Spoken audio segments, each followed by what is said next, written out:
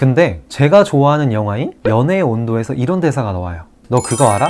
헤어졌던 사람들이 다시 만날 확률은 82%래. 근데 그렇게 다시 만나도 그 중에서 다시 잘 되는 사람들은 3%밖에 안 된대. 나머지 97%는 다시 헤어지는 거야. 처음에 헤어졌던 이유랑 똑같은 이유로. 피리릭, 안녕하세요. 연애파란불의 파람입니다. 지구촌 사회라고 불리는 만큼 우리 사회는 혼자 살아가는 건 불가능하죠. 어떻게든 누군가와는 억지로든 내가 원해서든 관계를 맺으면서 살아가요. 근데 사람과 사람이 관계를 맺으면서 제일 무섭고 두려운 요소가 뭐 있을까요? 바로 이별이에요. 가족과의 이별, 친구와의 이별 등 여러 가지 이별이 있지만 이별마다 그래도 어느 정도의 차이는 있잖아요. 그 중에서도 오늘은 연인 사이에서의 이별에 대해서 이야기해 볼게요. 여러분은 남자친구, 여자친구와의 이별에 대해서 두려워할 필요가 없어요.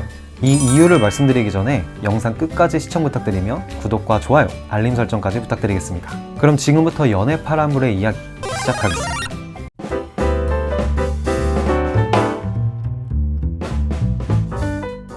이별, 생각만 해도 생각하기 싫고 마음 아픈 단어예요. 하지만 만남이 있으면 헤어짐이 있다는 말도 있죠. 이걸 알지만 이별에는 20대든 30대든 40대든 50대든 이별을 많이 겪은 사람이든 처음 겪은 사람이든 모두 마음 아파하고 멘탈이 흔들리죠. 연애를 시작할 때부터 나는 1년만 만나고 헤어져야지 라고 생각하고 연애를 시작하는 사람은 없어요.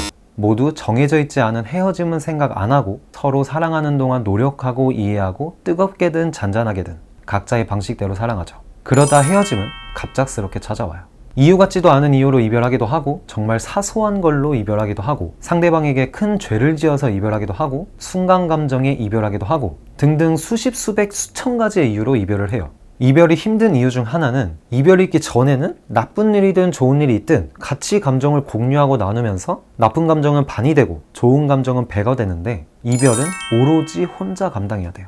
사랑하는 동안에 쌓였던 추억, 감정들은 아무리 상대가 큰 죄를 지어서 정이 뚝 떨어졌다고 하더라도 한 번에 사라지긴 어려워요. 가끔이라도 생각나거나 추억이 있는 장소에 간다면 또 생각날 수도 있죠. 이별을 하고 한동안은 추억에 감정이 실려 있어서 많이 힘드실 거예요. 근데 애써 잊으려 노력하지 않아도 시간이 지나면 추억에 실려 있는 감정도 없어져요.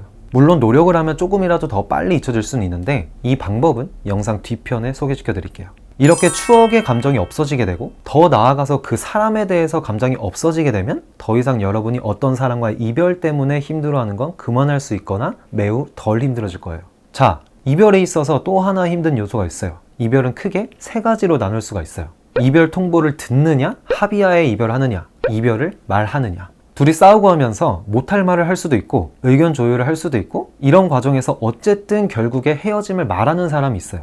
일단 재결합 여부는 제외하고 말씀드릴게요. 먼저 이별 통보를 들은 입장이 제일 힘들겠죠.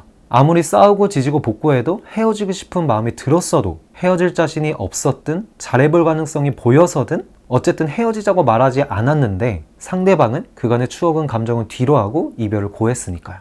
상대방이 다시 잡히지도 않는다면 상대방에 대한 원망도 섞일 수 있겠죠. 많이 힘들 거예요. 저도 알고 분명히 이해해요. 하지만 극복하셔야 돼요. 그리고 분명히 여러분은 극복하실 수 있으실 거예요. 두 번째는 합의하에 이별하는 경우. 이 경우는 일단 사귀는 기간이 오래되고 안 맞춰지는 부분이 계속 반복이 되는 경우가 많아요. 그리고 이런 경우에는 대부분 사귀는 과정에서 헤어짐을 받아들일 준비를 서로 계속 하고 있기 때문에 그래도 덜 힘들어요. 물론 힘들긴 하겠지만요. 마지막은 이별을 말하는 경우.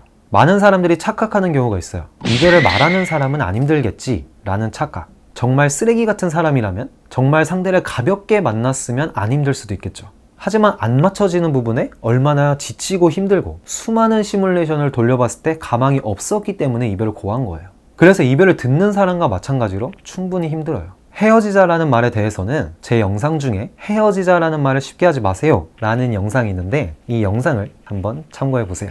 이렇게 이별하고 나서도 아직 기회는 있어요. 순간 감정의 이별을 맞이했을 수도 있고 충분한 시간 뒤에 생각해보니 얼마나 상대방이 소중한지 깨닫는 경우도 있어요. 그러면 분명히 재회할 수도 있겠죠. 근데 제가 좋아하는 영화인 연애의 온도에서 이런 대사가 나와요. 너 그거 알아?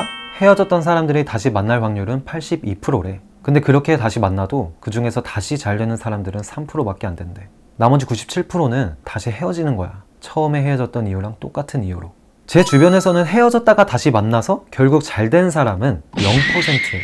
2년 사귀다가 헤어졌다가 3년을 다시 만났는데도 결국엔 헤어지더라고요. 물론 헤어졌다가 다시 만나도 그 3%의 확률 안에 들어서 잘 되는 경우도 있겠죠. 하지만 결국에는 높은 확률로 다시 헤어져요. 이 부분은 여러분들에게 분명히 말씀드리고 싶어요. 그래서 한번 헤어진 경우라면 다시 만나고 싶은 마음이 커도 정말 심각하게 고민해보세요. 사랑은 혼자 하는 게 아니라 둘이 하는 것이기 때문에 내가 안 끝났다고 생각해도 상대방이 끝났다고 헤어지자고 말하면 끝난 거예요. 한 사람과 이별했다고 여러분의 인생에 있어서 연애 자체가 끝난 게 아니에요. 사람마다 이해할 수 있는 부분이 다르고 이게 나랑 안 맞으면 못 만나겠다 라는 부분이 달라요. 그래서 옛말에 연애는 많이 해봐야 한다, 똥차 가고 벤츠 온다 라는 말이 있는 거예요. 연애와 이별을 몇 번 반복하면서 앞에 말했던 그 두 부분을 깨닫는 거예요. 그리고 다음 사람을 만날 때 그 부분이 없는 사람을 만나면 돼요. 그리고 이별은 나의 삶을 성숙하게 만들 수 있고 다음 사랑에 있어서 실패 확률을 낮추고 더 나은 사람을 만날 확률을 높여줘요. 그러니까 너무 겁먹지 마세요. 이별의 아픔을 조금이라도 더 빨리 잊는 방법은 다른 사람을 만나거나 바쁘게 지내거나 아니면 다른 뭔가에 집중하면 좀 더 빨리 잊을 수 있어요. 어떤 사람이든 빨리 만나기보다는 다른 사람을 만날 수 있는 마음을 열어놓으라는 이야기예요. 그리고 괜찮은 사람이라면 만나는 거죠. 그리고 슬픔에 집중할 시간이 없게 바쁘게 지내거나 다른 뭔가에 집중할 거리를 만들어 놓으면 조금이라도 빨리 이별의 슬픔에서 빠져나오실 수 있으실 거예요. 그리고 이별을 이겨내려고 하기보다는 이별을 받아들이는 거예요. 그 사람과의 사랑이 끝났구나 라고. 그 사람과의 사랑이 끝난 거지 여러분이 끝난 게 아니기 때문에 충분히 아파하시되 가능한 빨리 그 감정에서 빠져나와서 여러분의 삶을 계속해서 살아가셔야 돼요. 그러니까 이별을 두려워하지 마세요. 누구를 위해서가 아닌 여러분 자신을 위해서요. 그리고 여러분이 사랑하시는 동안 열정적으로 그리고 진심을 다해서 사랑을 하면은 헤어져도 후회가 덜해요. 파라미는 여러분의 연애에 파란불이 뜨길 항상 응원하겠습니다.